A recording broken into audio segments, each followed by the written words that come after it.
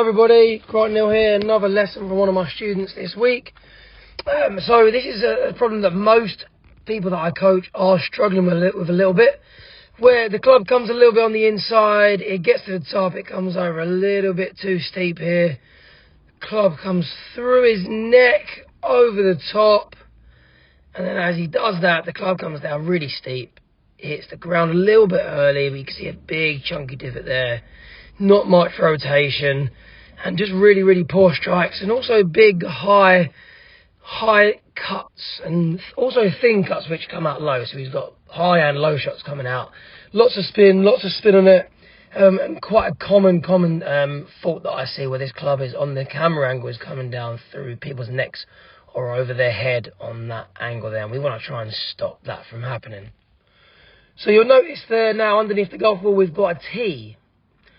Now, obviously, when we're hitting a normal shot, we don't want Jake here to be hitting off that kind of a tee. But to stop him from smashing down into the golf ball, the tee is going to incentivize him to force that club to slightly work more upwards on the way towards the golf ball. Now, the club cannot go or work on the same route on the way down for his club to then work upwards towards the golf ball. So you will see now, just by doing that, we also shortened his swing a little bit as well, because that will help him keep the club slightly more behind him. And now, where the club comes down, have a look at that now, where it's coming down through his, almost underneath his belt buckle there.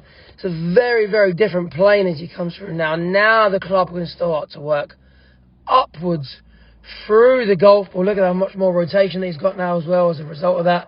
And he's able to hit a very different shot type. Not so spinny out to the right anymore. But straighter, less spin, as you can see that one there kind of flying off nice and straight. So guys, the final part of this now, we've got the ball back on the floor now, so we now need to learn how to strike the golf ball. But also, as you have a look here, you'll see on the end of the club here, you'll see a tee. Now, if you notice in the first swing, the tee at the top of Jake's backswing would have been pointing up to the sky. So I use the tee at the end of the club just to give him an idea and a sense of where we want the tee to be aiming, roughly, when we get to the top of the swing. I gave him the idea of trying to get it to aim towards the camera. And I think you can see at the top of the swing, I think he's done a very good job now. So now, as the club falls, it falls in the slot much easier. Look where the club comes through now, perfectly through his belt buckle. Club face is a bit squarer now as he's able to rotate through the golf ball. The club through the ball now is so much more stable. His strike is better. He's not hitting those shots that kind of slice out at all now.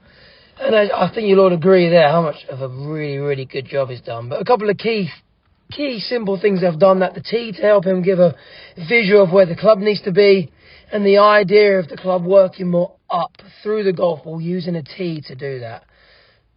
So if you're someone who struggles with those things, give this a go, guys. Use a tee on the ground for your golf ball and in the end of your club, just to give you a sense of where that club needs to be and how it needs to travel through space. See you soon, guys.